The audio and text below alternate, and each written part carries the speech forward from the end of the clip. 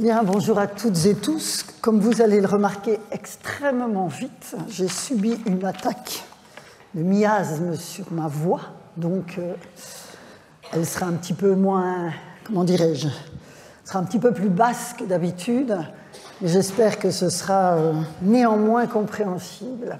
Si vous avez le moindre problème, agitez les mains. Bien, aujourd'hui, c'est donc notre dernière leçon sur l'épopée homérique, avec donc ce deuxième volet, comme vous le voyez, des variations épiques sur l'abattage rituel, dont le premier volet m'a occupé la semaine dernière. Alors, l'épopée homérique, on l'a vu au cours des leçons précédentes, compte des scènes sacrificielles que l'usage de blocs formulaires rend parfaitement identifiables. Évidemment, c'est le principe des formules, de la poésie orale qui identifie des ensembles récurrents. C'est notamment, on l'a vu, le cas de Chryses au chant 1 de l'Iliade, le sacrifice qui est destiné à apaiser Apollon, et de celui d'Agamemnon au chant 2, offrant à Zeus un animal pendant que les différentes garnisons de soldats, enfin les contingents de soldats d'autres régions offrent un sacrifice à leur dieu propre. L'Odyssée compte aussi ce type de scène typique, comme le sacrifice très imposant que le roi Nestor accomplit au chant 3 de l'Odyssée pour attirer la bienveillance d'Athéna en présence de Télémaque et d'Athéna elle-même. Je vous ai dit plusieurs fois à quel point l'épopée nous donne évidemment l'occasion de voir les dieux en action du point de vue du poète et de celui du public. Et à partir du moment où Athéna elle-même, sous les traits de Mentor, un ami d'Ulysse qui accompagne Télémaque dans sa quête d'information, bien Athéna est présente à Pylos, le sacrifice qui lui est offert, elle le reçoit tout de suite, on va le voir. Cette opération sacrificielle du chant 3 couvre une cinquantaine de vers qu'on ne va pas voir dans le détail cette fois-ci. J'en prends simplement les éléments principaux en soulignant les spécificités que l'on trouve dans cette présentation de l'opération sacrificielle au chant 3 de l'Odyssée par rapport à ce que nous avons vu précédemment dans l'Iliade. Donc, on a une génisse qui est amenée, on applique de l'or sur ses cornes, donc l'offrande est particulièrement somptueuse. On voit, le poète décrit l'arrivée d'un vase avec l'eau lustrale, un panier avec des grains d'orge, donc tout ça, on l'a vu par ailleurs. Le processus donc s'ouvre avec cette eau lustrale et le jet de grains d'orge. On a la prière, comme dans le cas de Chryses, mais cette fois, on voit apparaître le jet de quelques poils de la tête de l'animal en prémisse dans le feu. Ça, du côté des deux sacrifices que nous avons analysés dans l'Iliade, on n'avait pas ce détail. Ensuite, un coup de hache est porté sur le cou de la bête, accompagné du cri des femmes, qui ici s'appelle l'Hololuguet, et vous vous souviendrez que dans les 7 contre Thèbes dont j'ai parlé en tout début de cours, c'est ce que le poète, enfin Éthéocle plutôt, le poète par l'intermédiaire d'Éthéocle, appelait l'institution grecque du cri du sacrifice.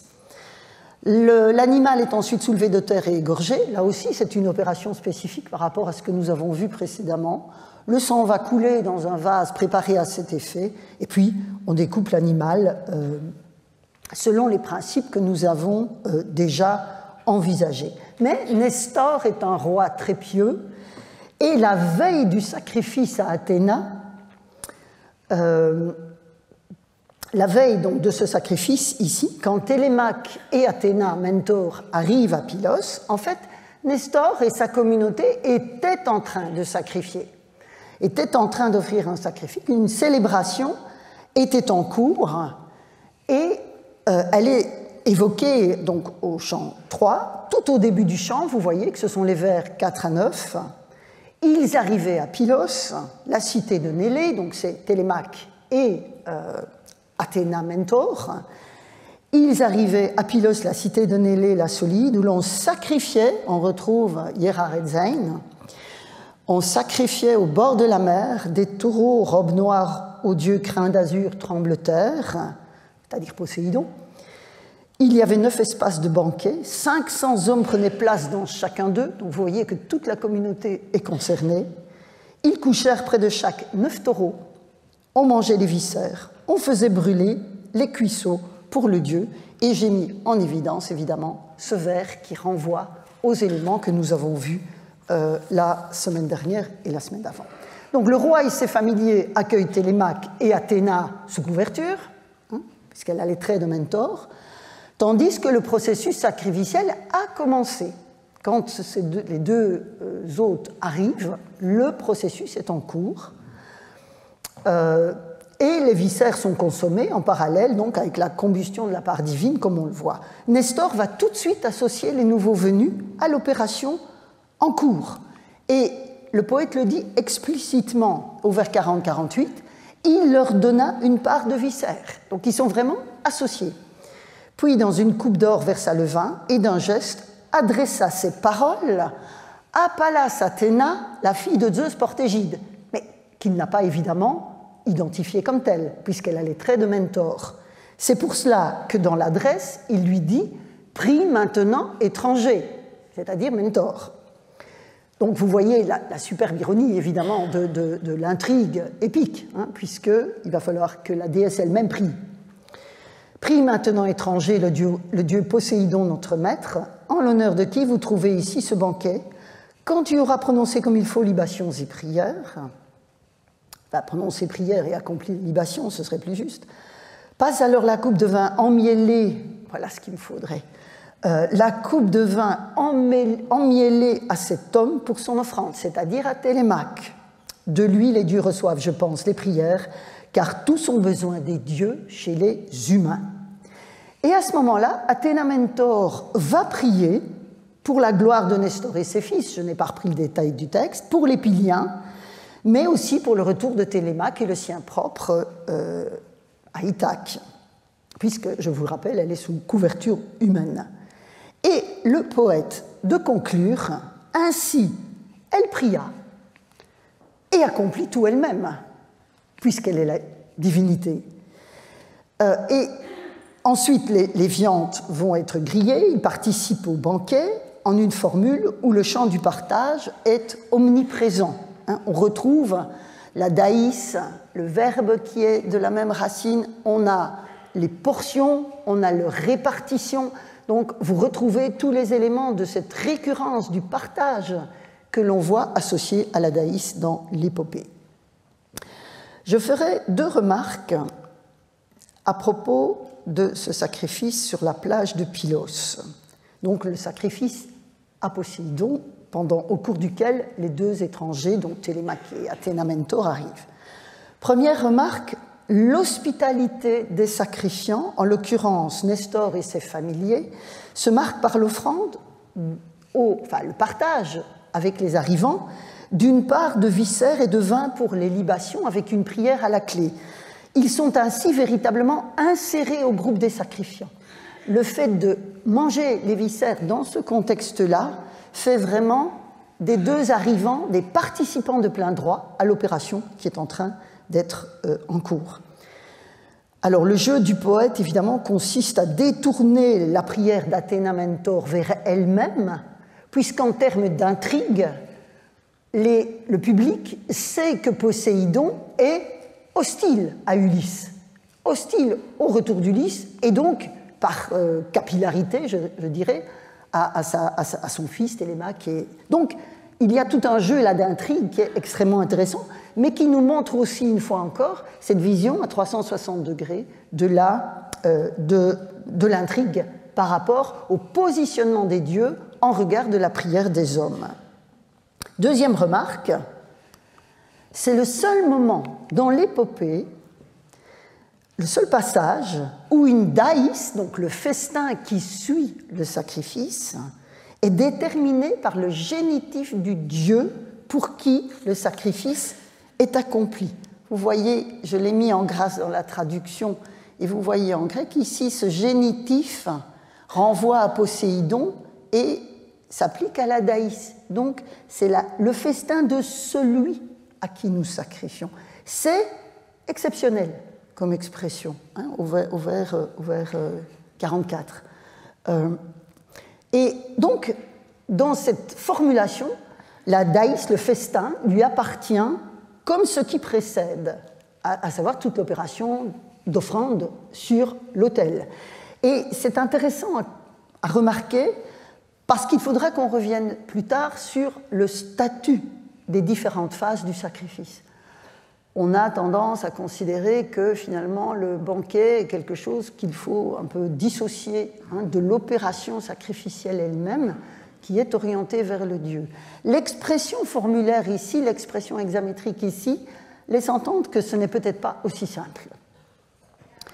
Mais par rapport à ces grands sacrifices du chant 3 de l'Odyssée, il y a dans cette œuvre des repas plus modestes, et c'est de cela que je voudrais vous parler aujourd'hui en reprenant le fil de mon propos d'il y a une semaine sur l'abattage rituel et sur le verbe yerehain, dont je vous ai beaucoup parlé, auquel je vais revenir, tel que ce verbe donc le laisse percevoir. En effet, parmi les repas qui sont évoqués, je vous ai dit que les héros homériques, ça mange beaucoup, les repas qui sont évoqués en contraste, assumés avec les excès des prétendants, puisque je vous ai aussi rappelé à quel point les festins des prétendants, c'était un dysfonctionnement, hein, au sein du palais d'Ulysse.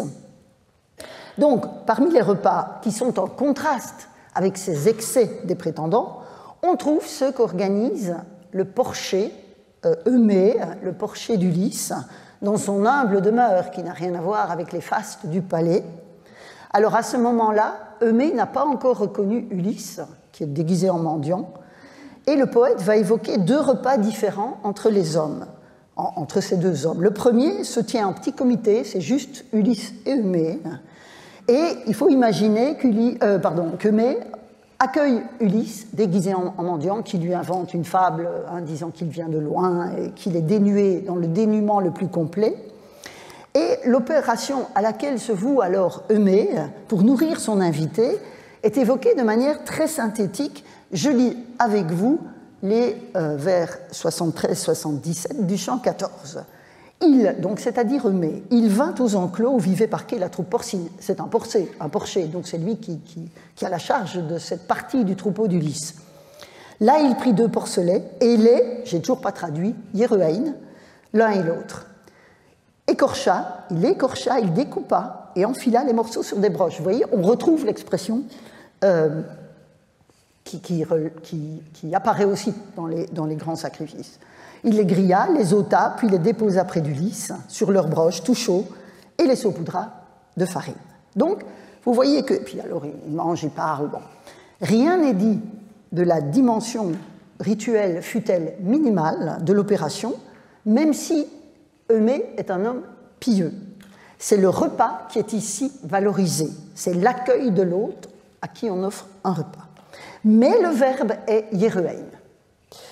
En outre, le porcher va exhorter Ulysse à manger, hein, une fois qu'il l'a servi, en faisant une distinction significative entre sa démarche à lui, le porcher, pieux, mais modeste, et celle des prétendants, qui sont des hommes de l'excès, de l'hubris, de la démesure. Et c'est ainsi qu'il s'exprime, mange, donc on est au vers 80-84, « Mange étranger ce repas de serviteur que je t'offre, des porcelets.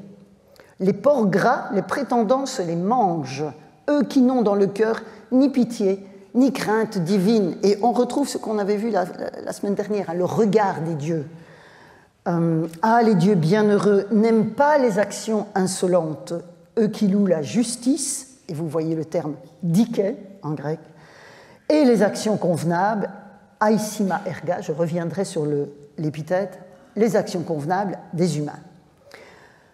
On se retrouve donc ici dans un cadre qui rappelle ce que l'on a vu dans l'Iliade à propos du repas que préparaient les compagnons d'Achille. Souvenez-vous, quand Thétis arrive au baraquement d'Achille pour lui dire qu'il faut rendre le cadavre d'Hector, on a donc la mise à mort avec le verbe yeruein pour le repas, pour le repas du matin. Donc on voit bien que là, il y a une emphase qui est mise sur l'alimentation. Mais je reviens dans l'Odyssée et dans le baraquement d'Eumée, le porcher d'Ulysse. Car si le repas offert au roi déguisé en exilé se fait autour de 2 porcelets, le soir venu, le même soir, enfin le soir du même jour plutôt, un autre repas va prendre place, et Eumée demande alors à ses camarades, à ses compagnons, d'amener le meilleur des pourceaux, donc vers 414-417, c'est bien ça, amener le meilleur des pourceaux, je le yeruein de nouveau, pour notre autre, vous voyez, xaino datif, pour notre autre étranger, profitons-en nous aussi, il n'est guère de souffrance que nous n'endurions pour nos porcs aux dents blanches, impunément d'autres gens dévorent, vous voyez de nouveau cette notion de dévoration, dévorent le fruit de nos peines, référence évidemment à nouveau aux excès des prétendants. Alors le datif du vers 414, là, le xeino, ne signifie pas qu'un sacrifice serait évidemment dédié à Ulysse, ça n'a aucun sens, il n'est pas destinataire de l'offrande comme tel, mais que l'hôte est mis, enfin, si tant est qu'on puisse parler de sacrifice, je vais y venir, en tout cas l'opération ne se fait pas avec Ulysse comme destinataire, mais en son honneur. Il est mis à l'honneur dans la démarche que le poète va décrire par le menu, dans tous les sens du terme. On va le voir, dans ce cas, les dieux ne seront pas oubliés. Je vous rappelle les 2 cas, parce que ceci est comparable à un point que nous... Enfin, partiellement comparable à un point que nous avons vu la semaine dernière. Vous vous souvenez au chant 7 de l'Iliade, quand Agamemnon, donc yeruein, mais là j'avais traduit sacrifié parce qu'on a vraiment très clairement un destinataire divin, mais on avait les 2 datifs. Donc il sacrifie au très puissant fils de Cronos pour honorer ses hôtes. Même chose chez Alkynos, qui sacrifie un bœuf à Zeus en l'honneur de ses hôtes. Donc vous voyez, ce mouvement des 2 datifs est très intéressant, et donc c'est dans ce cadre-là que xeino, dans l'Odyssée, doit être compris, mais on ne voit pas apparaître d'emblée de destinataire divin, contrairement aux 2 passages que je viens de vous remettre sous les yeux. On ne voit pas de destinataire divin ici, même si le verbe est yeruein, et le terme daïs n'apparaît pas non plus. Mais que fait concrètement Eumée en ce chant 14 de l'Odyssée? Vous allez voir, c'est une opération complexe. Le passage est long et je vais le paraphraser en partie. Donc, première mention, donc ses compagnons amènent le porcin, le placent près du foyer, et là, nous dit le poète, le porcher n'avait garde d'oublier les immortels, car il faisait montre d'une belle sensibilité. Il avait bon cœur, si vous voulez. Il était juste dans son comportement. On voit tout de suite, évidemment, par cette entrée en matière, le contraste avec les prétendants.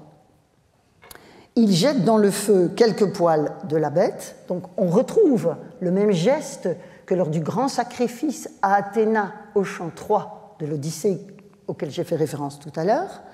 Donc il jette dans le feu quelques poils pris sur la tête de la bête et il adresse une prière à tous les dieux.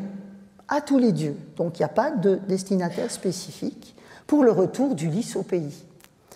Ensuite, il assomme l'animal et ses compagnons vont l'égorger. Et voilà, donc je lis la traduction avec vous. J'ai mis, pour ceux qui s'intéressent, les termes équivalents évidemment en grec. Il restait une bûche de chêne, il en frappa la bête. Le souffle vital quitta l'animal. Ils l'égorgèrent. Donc là, on retrouve évidemment les étapes qu'on connaît, avec une différence quand même notable. Ils l'égorgèrent et puis le firent roussir. D'habitude, on dépaisse l'animal quand il s'agit d'un mouton ou d'un bœuf. Dans le cas du porc, on ne va pas écorcher. On n'écorche pas un porc. On brûle la peau pour faire disparaître les poils de l'animal. Donc c'est exactement cette opération extrêmement précise et spécifique que le poète met en scène. Donc ils l'égorgèrent, le firent roussir, puis le dépecèrent. Le porcher prélevait de la chair crue, commençant par tous les membres, à destination de la Grèce opulente, la saupoudrant de farine d'orge. Il jeta cela dans le feu. Donc il a pris des petits morceaux, il a pris de la graisse, il a pris des petits morceaux sur la totalité de l'animal, il les a mis sur ou dans la graisse, et il a jeté cela au feu. Il débitait le reste, nous dit le poète, donc on est là, il débitait le reste, l'enfilait de part en part sur des broches, le fit rôtir avec grand soin, puis retirer le tout, donc ça on connaît, hein, l'opération le verre est récurrent, le déposant en vrac sur des planches. Pour la découpe, donc jusque-là on avait des pluriels, vous remarquez, pour la découpe, le porcher se leva. Il savait de cœur ce qu'il convenait de faire. Et on retrouve Aïssima ici, je vais y venir. Il divisa le tout en 7 et fit la répartition. Il déposa l'une des parts pour les nymphes et Hermès, après les avoir priées, et il répartit les autres pour chacun. Du sanglier blanche-dent, il honora Ulysse de l'échine dans toute sa longueur, comblant le cœur de son maître. Et il y a un échange de paroles sur lequel je passe parce que ça allongerait considérablement ma lecture. Ensuite, Eumée, toujours, fait se consumer les prémices pour les dieux qui toujours sont. Et après les libations, il offrit du vin fauve à Ulysse, preneur de ville. Puis il au singulier, se rassit devant sa part. Donc Eumée se rassoit devant sa Moïra. Vous voyez qu'ici, le porcher est en quelque sorte l'agent principal de l'action rituelle en cours, à l'instar de Chryses, qui en tant que prêtre offrait les animaux à Apollon, ou Agamemnon dans d'autres contextes. Et le groupe de ses compagnons s'affaire autour de lui pour les manipulations bouchères. C'est lui qui a prélevé les poils de la tête de l'animal, lui encore qui prélève à titre de prémisse, vous voyez ici le verbe arkomnos, commençant, c'est la notion même de prémisse, sur tous les membres de l'animal des morceaux de chair crue placés sur la graisse luisante. Cet ensemble de chair crue et de graisse est jeté dans le feu après avoir été saupoudré de farine. La formule Enpuribale du vers 429, que vous avez ici, est la répétition de l'expression qui était également utilisée pour les poils de la bête, un peu plus haut, en 422, vous voyez ici, Enpuribale, ayant prélevé des poils de la tête, il les jetait au feu. Donc on avait déjà une forme de prémisse avec les poils de la tête, et puis on a comme une répétition de prémisse, mais cette fois avec cet ensemble de graisse, de chair crue et de farine. Le parallèle des deux gestes indique qu'il s'agit à chaque fois d'une combustion intégrale à la flamme du foyer. Ensuite, au vers 430, on retrouve avec un sujet au pluriel l'action de charger les broches du reste de la viande, suivi du rôtissage et du moment où l'on dégarnit les broches de leur viande. On a tout ça dans les scènes sacrificielles que nous avons vues la semaine dernière. Et donc, on retire les viandes, et puis le porcher revient lui-même au devant de la scène, car il savait de cœur ce qu'il convenait de faire. Je vous ai dit, Aïsimos, on l'a vu passer tout à l'heure, à propos des dieux qui aiment les actions convenables des hommes et leur diquet, leur justice. Et donc, Eumée est vraiment placé, de ce point de vue, dans cette position de l'homme pieux. Il sait ce qu'il y a à faire. Or, Aïsimos, ici au pluriel, n'est pas un adjectif anodin. Derrière Aïsimos, vous avez l'Aïssa. Et l'Aïssa, c'est comme la Moïra, c'est la part. Ça peut être aussi la volonté des dieux en tant qu'ils allouent des parts. Donc, le registre est vraiment celui de la piété. Celui de la piété et de la juste répartition, puisque l'Aïssa, c'est un équivalent de Moïra, qui signifie la part. Donc, vous voyez, c'est tout ce champ sémantique qui est mobilisé par cette simple affirmation que Eumée sait ce qu'il convenait de faire.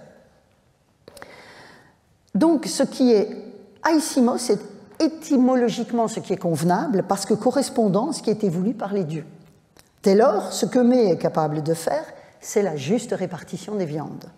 C'est un homme bon, il a le sens du partage en tant que forme nécessaire de la régulation sociale, morale et religieuse. Donc vous voyez que le contraste avec les prétendants ne pourrait pas être plus important. Le vocabulaire de la oui, donc ça c'était la référence à l'autre passage, le vocabulaire de la division, de la répartition et du partage sature véritablement ce passage du chant 14. Le porcher fait 7 parts, tout en priant, il dépose une part pour les nymphes et pour Hermès, et puis il distribue les parts à ses compagnons, et à Ulysse, il va allouer une part d'honneur spécifique en une formulation qui est exactement celle que nous avons vue pour le chant 7 la semaine dernière, à propos d'Ajax. Souvenez-vous, quand Ajax revenait du combat singulier contre Hector, il s'agissait de l'honorer, et vous voyez que le vers est exactement le même, hormis le nom du destinataire. C'est Ajax dans un cas, c'est Ulysse dans l'autre. Donc la longue échine du dos de l'animal est une part d'honneur tout à fait explicite. Et donc, de la sorte, Eumée réjouit le cœur de son maître. Vous voyez qu'il y a de nouveau un échange de paroles sur lequel je suis passé. Et puis, le poète va évoquer à nouveau, ici, va à nouveau évoquer la combustion de parts préliminaires, les argmata ici, c'est ce que ça veut dire, pour les dieux immortels, que vient clore une libation de vin dont le porcher place une coupe dans les mains de son maître, et puis il s'assoit devant sa propre Moïra. Alors le statut, donc ce texte complexe, le statut de la manipulation de ce porc gras par Eumée a fait l'objet de nombreuses analyses contrastées, et la thèse du jeune doctorant dont je vous ai parlé la semaine dernière sera tout à fait bienvenue, notamment sur ce point. Mais à ce stade, je voudrais souligner qu'un savant aussi avisé que Jean Rudart, dont je vous parle très régulièrement dans le cadre de mes cours, considérait que ce passage n'évoquait pas une scène de sacrifice, car les cuisses et les viscères de l'animal n'étaient pas en jeu. Effectivement, vous voyez qu'il n'y a pas de mention des mérias, des méroi, ni des splankna, qu'on voit dans d'autres descriptions. D'autres chercheurs, en revanche, ont considéré qu'il s'agissait bien d'un sacrifice dont la spécificité tenait à l'espèce porcine. C'est-à-dire que, dans cette idée, on ne ferait pas tout à fait la même chose avec l'animal quand il s'agit d'un bœuf, d'un mouton ou d'une chèvre, et quand il s'agit d'un porc ou d'un porcelet. Alors, ce point précis est impossible à trancher pour l'instant, et je parlerai le moment venu de ce que l'archéozoologie nous permet d'en dire, mais ça viendra plus avant, voire l'année prochaine. Je vais probablement répartir cette réflexion sur le sacrifice sur 2 années. Mais dans le cadre de la présente réflexion, je n'ai pas oublié que je dois en revenir à mon point de départ, à savoir la portée du verbe yeruein. Nous l'avons vu apparaître en préliminaire des 2 repas organisés par Eumée, à la fois celui qu'il partage avec Ulysse seul, et puis celui qu'il partage avec tous ses compagnons. On avait les 2 porcelets d'un côté, le porc gras de l'autre. La piété d'Eumée que le poète, on l'a vu, souligne avec force, le porcher sait ce qu'il faut faire, et il n'a garde d'oublier les dieux. Et c'est ce que semble dire, vous voyez, l'usage du verbe yeruein dans les 2 cas, qui est, je vous le rappelle, qui renvoie au hiera, au par sacré. Dans un certain nombre de cas que j'ai détaillés, je vous l'ai dit, il s'agit, quand on utilise ce verbe, d'un sacrifice au sens plein de la définition que j'ai donnée au début du cours, un rituel, je vous le rappelle, un rituel qui met en contact des humains et des puissances suprahumaines par la mise à mort d'un animal domestique. Donc, la traduction par sacrifier s'impose dans un certain nombre de cas où il n'y a aucun doute sur le type d'opération rituelle auquel nous avons affaire. Mais comment comprendre l'usage du verbe quand l'alimentation est première dans les intentions? C'est ça toute la complexité de cette question de l'abattage rituel, ou en tout cas semble la première. Je vous remets une série d'exemples. On a ici l'usage donc du verbe dans des contextes où c'est l'alimentation qui est évoquée. vous avez le grand mouton à toison qui a été Hieruein dans le baraquement d'Achille. Vous avez la lamentation à propos des comportements, même les prétendants, qui Hieruein, nos bovins, nos moutons, nos chèvres, et même chose ici dans ce passage. Alors, les hommes pieux comme Eumée n'oublient pas les dieux, les impies les négligent. Mais dans chaque cas, la démarche n'est pas de l'ordre de la simple boucherie. Il y a, si vous me permettez l'expression, avec le verbe Hieruein, il y a du hieros dans l'air, quelque chose de sacré. En tout cas, il devrait y en avoir dans les actes. D'où ma proposition de recourir à un autre verbe pour traduire Hieruein, quand la démarche n'est pas prioritairement, selon ma définition, de mettre en contact les hommes et les dieux, les humains et les dieux, mais plutôt quand il s'agit de ne pas oublier les dieux dans un cadre alimentaire. C'est exactement ça que le poète disait à propos de Mai. Il n'a garde d'oublier les dieux. Et notre propre vocabulaire, notre langue française, offre un outil tout à fait adapté à cet objectif, à savoir le verbe immoler. Parce qu'étymologiquement, immolare, dans le cadre du sacrifice romain, en latin, consiste donc à passer le couteau sur l'échine d'un animal après l'avoir, enfin l'animal qu'on va sacrifier, après l'avoir saupoudré d'une sorte de saumure, une farine saumurée. Alors bien sûr, le français immolé ne renvoie plus à cet acte technique, puisqu'il désigne la mise à mort, mais dans le terme, il y a quand même, on a conservé, me semble-t-il, quelque chose de la tonalité rituelle du latin qu'il a vu naître. Et il me semble bien rendre compte du large spectre de Hieruein, sans gommer qu'il y a du hieros dans l'air.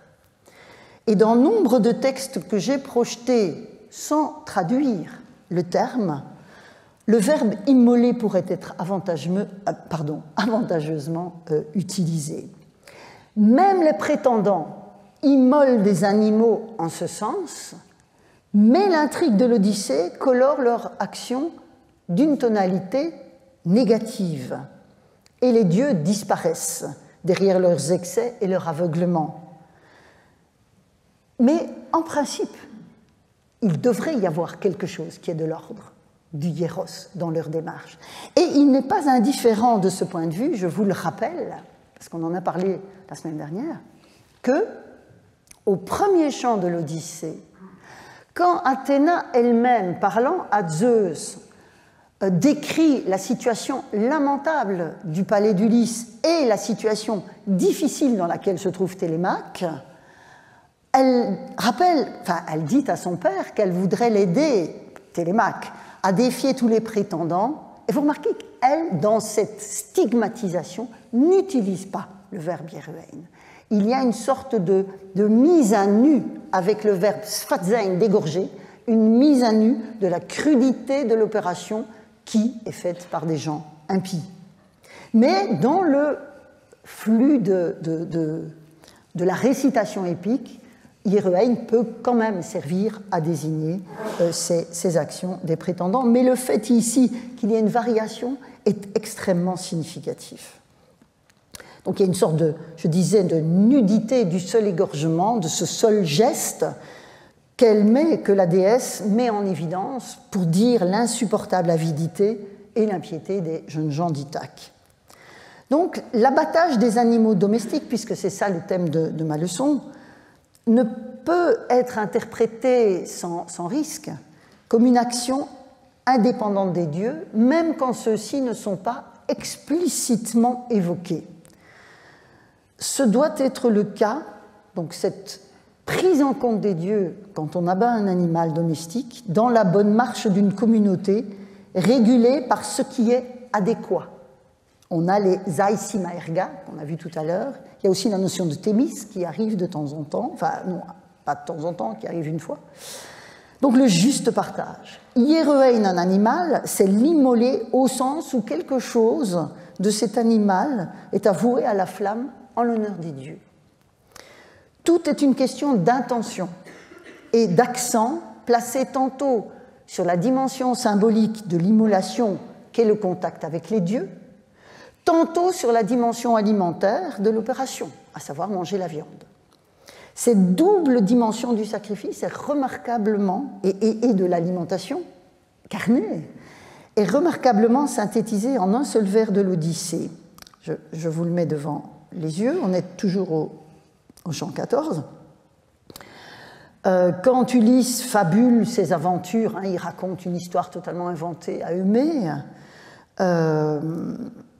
il s'invente un retour de Troie comme capitaine de navire, mais sans dire qu'il est Ulysse, et il évoque notamment les animaux qu'il a fournis à son équipage avant de prendre la mer. Et il dit pendant 6 jours, alors excusez-moi, le X est parti, enfin non, il n'est pas parti, il est resté dans le clavier. Pendant 6 jours, alors, mes compagnons très fidèles festoyèrent. Et vous retrouvez le verbe qui nous est familier. Je leur fournissais de nombreux animaux à sacrifier, et vous voyez ici, il rayonne, à sacrifier aux dieux. Et donc, vous avez Theoichin Redzein, donc Redzein, le verbe qu'on a déjà vu passer, et pour nos propres festins. Auto ici, donc pour nous-mêmes. Donc vous avez les dieux d'un côté, un datif, et puis nous-mêmes pour les festins, à savoir la daïs. Donc dans ce cas, c'est le verbe redzein qui dit le sacrifice, mais la mise en regard des deux datifs, les dieux d'une part eux-mêmes, à savoir les hommes d'autre part, articulent parfaitement les différentes opérations, et l'emphase qui est mise tantôt sur l'un, tantôt sur l'autre. Et donc, on retrouve la daïs, dont je vous ai dit qu'elle renvoyait moins à la consommation alimentaire proprement dite, même si c'est ça, évidemment, mais le mot même renvoie à la répartition équitable qui préside à cette alimentation. Or, 2 passages de l'Iliade aux formules identiques attestent que les dieux sont bel et bien englobés dans le processus de cette répartition équitable. Je vous ai dit tout à l'heure que au chant 3 de l'Odyssée, c'était un des rares cas où on avait le génitif du dieu qui qualifiait la daïs. Donc la question est de savoir quel est le statut de ce festin par rapport au dieu. Eh bien, on est alors, et le premier exemple est au chant 4 de l'Iliade. Alors, comme souvent, Zeus et Héra sont en train de se disputer sur le sort de Troie, puisque Héra veut la fin de Troie, Zeus, même s'il sait que c'est inexorable, il essaie de reculer un petit peu l'échéance. Parce que, dit Zeus, les habitants de Troie sont particulièrement pieux, et la ville lui est chère. Et la scène donc, du chant 4 va se rejouer au chant 24, où les dieux se disputent à nouveau, se chamaillent sur justement la destinée d'Achille et d'Hector. Achille est toujours en train de maltraiter le cadavre d'Hector, et les dieux qui soutiennent les Troyens commencent à s'indigner en disant « il faut que ça s'arrête ». C'est d'ailleurs pour ça que Thétis est envoyé dans le baraquement de son fils, dans le passage que nous avons vu tout à l'heure. Et Zeus alors est amené à trancher le débat, c'est quand même le roi des dieux. Héra ne grogne pas à tout va contre les dieux, dit Zeus. Ils n'auront pas un seul et même honneur, donc Achille et Hector. Mais Hector, de tous les mortels qui sont en Ilion, était le plus aimé des dieux. Il était vraiment de moi, car jamais il n'oubliait les dons qui me sont chers. Je vais y revenir. Jamais à mon égard, un autel n'a manqué du festin bien partagé, de libation et de graisse, cette part d'honneur qui est notre lot. Le vers 69 ici, donc, qui est traduit ici, est une variation sur la formule qui ponctue les banquets des humains que je vous ai remis ici. Ils mangèrent, le cœur ne manquait de rien dans le repas équitable, c'est-à-dire que chacun avait son dû de façon égale et s'en réjouissait. L'un d'entre vous m'avait demandé la semaine dernière de commenter ce vers, donc voilà, c'est ça que ça veut dire. Mais là où le thumos, ici, le cœur, traduit par cœur, même si ce sont des termes difficiles à traduire, là où thumos se trouve ici en position de sujet, vous voyez que dans le grec ici, c'est bomos, c'est-à-dire l'autel. Et donc vous avez une sorte de mise en regard du festin des hommes et du festin des dieux. Et donc c'est l'autel des dieux qui se trouve en position de sujet, évidemment, quand il s'agit d'eux-mêmes. Et au vers 68, on voit l'expression au génitif philondoron, donc les philadora, les beaux cadeaux, les dons, qui créent des relations de réciprocité, que ce soit les dora dans le cadre des mariages parmi les humains, dans le cadre de l'hospitalité très importante, mais aussi dans la relation avec les dieux. Donc, vous voyez aussi, c'est un point très intéressant, je vous ai beaucoup parlé de la timée des dieux. Ici, on a encore le guéras, la part d'honneur. Ce sont évidemment des notions fondamentales. Mais il n'empêche que la dimension du don n'est pas absente de la représentation que les Grecs se faisaient de l'opération sacrificielle. Et donc, on voit bien que la part des dieux, c'est ça. Ce sont les libations et le fameux fumet graisseux, le paquet graisseux dont je vous parle depuis maintenant quelques semaines. Et pour revenir à l'autel, le bomos, et ce sera la dernière partie de mon propos d'aujourd'hui, quand on parle d'un autel, dans l'épopée homérique, il est souvent qualifié d'odorant. C'est comme ça qu'on peut traduire ce terme, donc ici, bomos tueis. Et ce terme renvoie en fait à quelque chose dont je vous ai déjà parlé et sur lequel j'ai dit que j'allais revenir.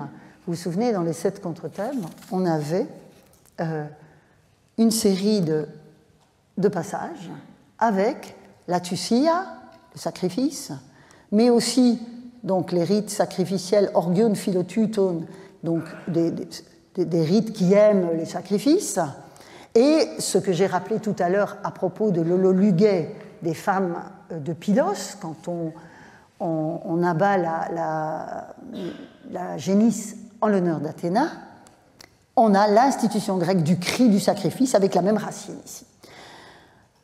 Qu'en est-il dans l'épopée? Qu'en est-il dans l'épopée? Donc, c'est derrière le verbe, on a une racine indo-européenne qui signifie une fumigation à l'issue d'une combustion.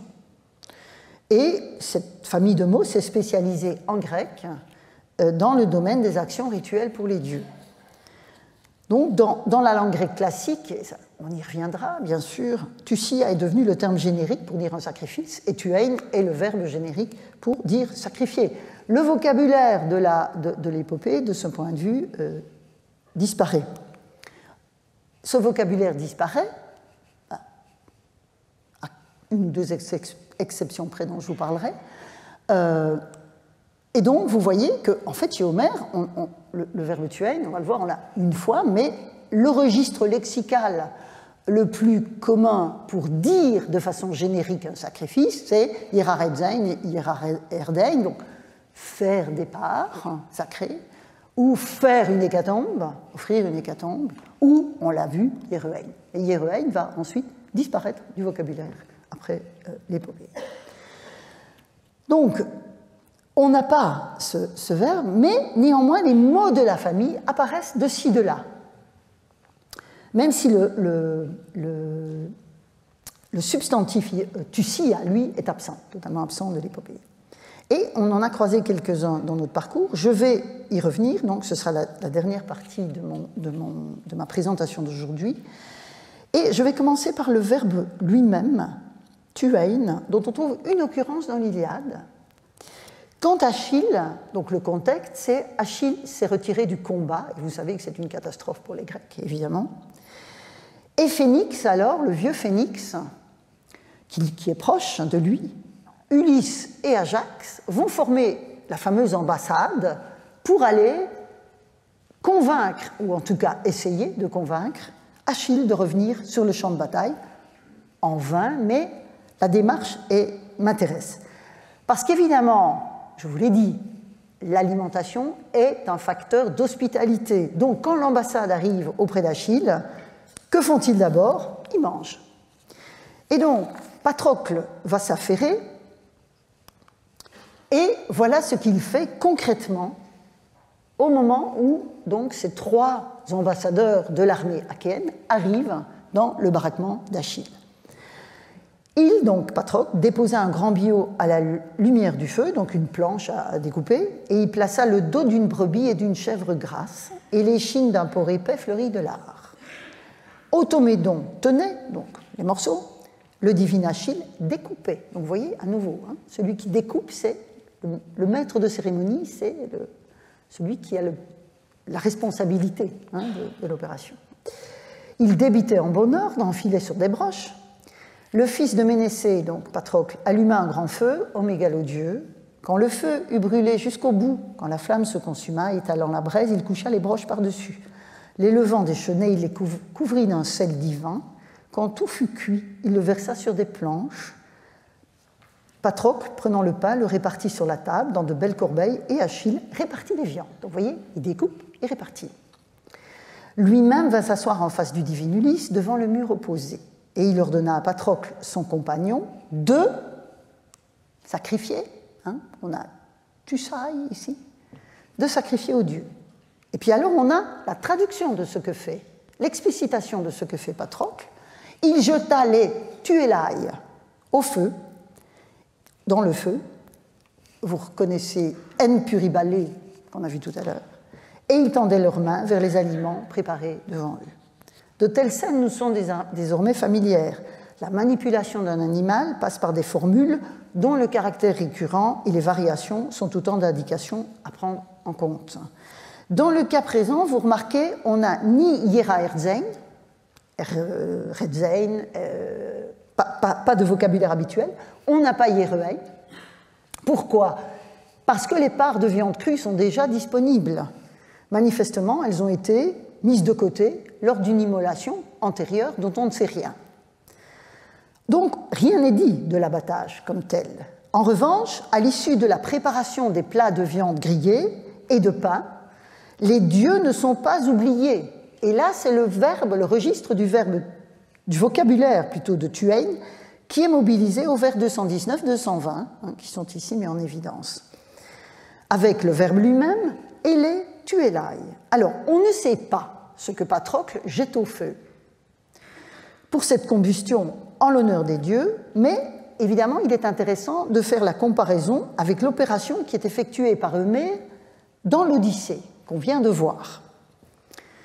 Alors, cette comparaison a été évidemment maintes fois mobilisée, mais sans qu'un consensus ne s'impose sur les gestes effectués et leur temporalité. Donc, je reviens à Eumée pour la comparaison en reprenant les différentes actions que nous avons vues ensemble. Donc, il jette d'abord, au titre de prémisse, des poils de la tête du porc dans le feu, puis il met les morceaux de chair crue avec la graisse et la farine dans le feu. Il dépose une portion de viande rôtie pour les nymphes et pour Hermès avec une prière, et il y avait une prière ici aussi.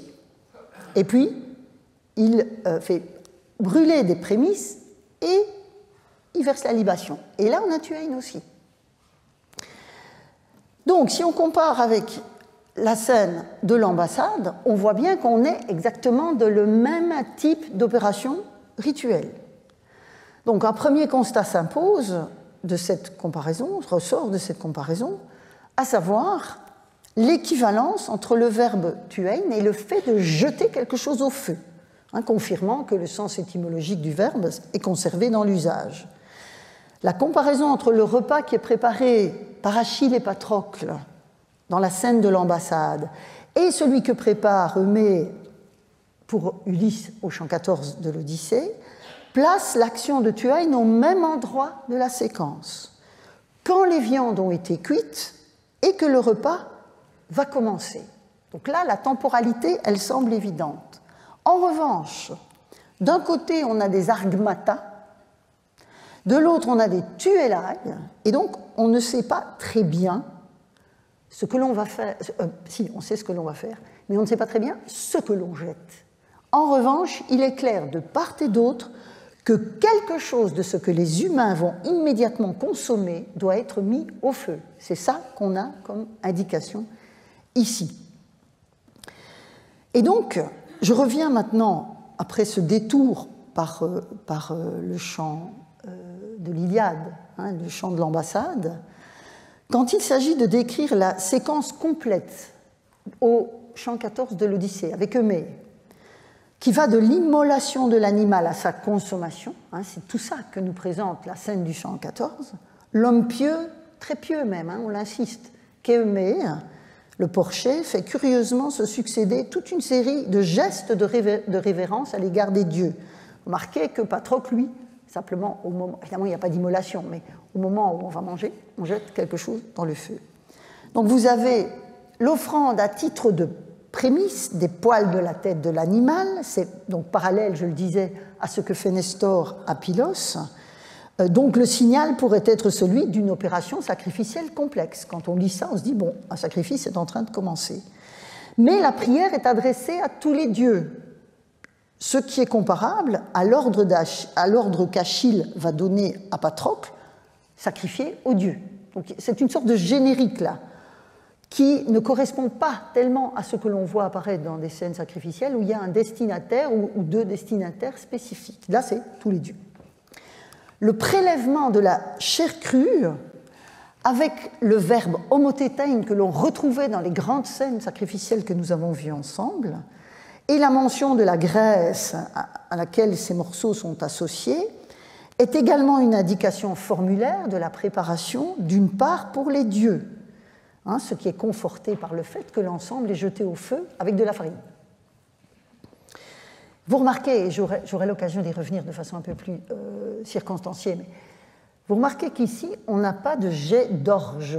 Hein, comme ce jet, cette ondée d'orge, comme le traduit très joliment Pierre Judet de Lacombe, que l'on trouve dans les grands sacrifices, on ne l'a pas, mais on a de la farine. Donc il y a quelque chose qui est de l'ordre de la composition céréalière, et ça j'aurai l'occasion d'y revenir parce que c'est très important.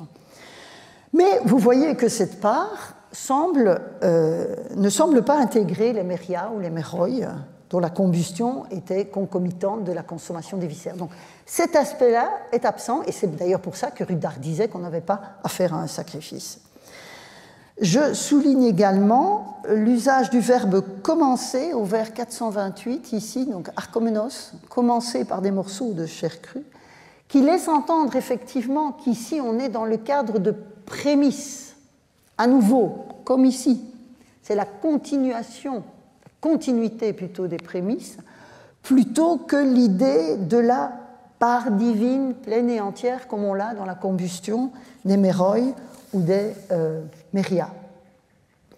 Alors on prie certes les dieux, hein, les dieux ne sont pas oubliés, on les honore par une combustion, mais il s'agit d'une offrande qui est conçue explicitement en tant que prémisse. Donc il faut faire attention à cette spécificité des expressions. J'ajoute que lors du passage de la viande, j'attire votre attention sur ce point qu'on a vu, sur le fait que lors du partage de la viande grillée, qui est répartie avec soin par Eumée, puisqu'il sait ce qu'il faut faire, une des parts est réservée aux nymphes et à Hermès, qui sont ainsi distingués du générique, les dieux, et qui correspondent, Hermès en tant que gardien des troupeaux, les nymphes comme divinité du terroir, qui correspondent à une sorte de micro-panthéon tout à fait adapté au profil même de ce que fait Eumée en tant que porcher. On voit que on dirait presque que ce sont ses dieux de cœur, hein, en fonction de son activité. Donc, dans ce cas précis, il s'agit d'une portion pour des dieux nommément identifiés, mais qui est déposée, elle n'est pas brûlée. Enfin, l'occurrence de Tuain avec les argmata concerne manifestement des éléments du repas qui va commencer, qui sont mis au feu. Et donc, à nouveau, cette idée de prémisse. Alors, face à la complexité de ce passage, qui continue d'interroger tous ceux qui s'occupent de sacrifices grecs, tout se passe en fait comme si l'on se trouvait face à la combinaison de toute une série de formules possibles pour honorer les dieux à l'échelle d'un plantureux repas dans une maisonnée. Car c'est évidemment là une distinction forte, et c'est pour ça que j'ai tant insisté depuis le début de mes cours sur l'épopée, j'ai tant insisté sur la nécessité de ne jamais oublier l'intrigue.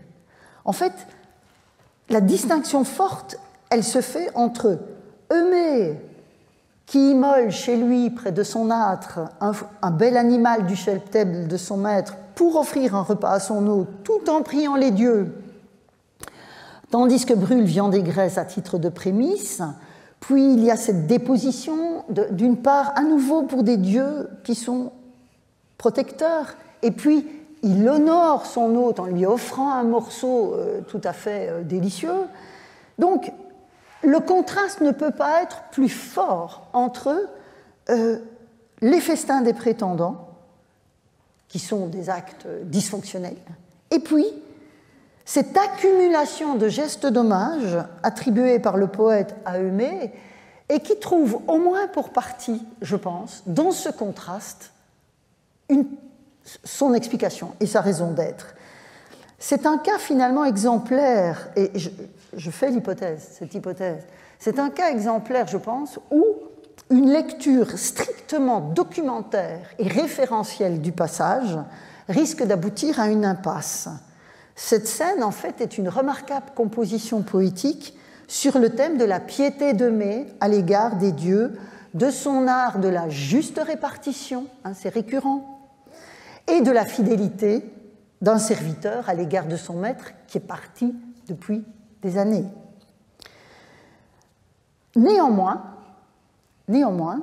il est probable que les pièces de cet assemblage rituel, s'ancre au moins pour une part dans l'expérience du public. Je vous ai dit à quel point cette interaction entre l'énoncé, le chant poétique et le public est évidemment aussi à prendre en compte, à la fois pour comprendre l'intrigue, mais aussi pour comprendre la compétence culturelle de l'auditoire. Et donc, évidemment, il y a dans cette combinaison d'éléments, eh bien, la part des dieux, une forme de part des dieux, fût sous l'intitulé des prémices ici, qui met en jeu de la viande crue, de la graisse et de la farine.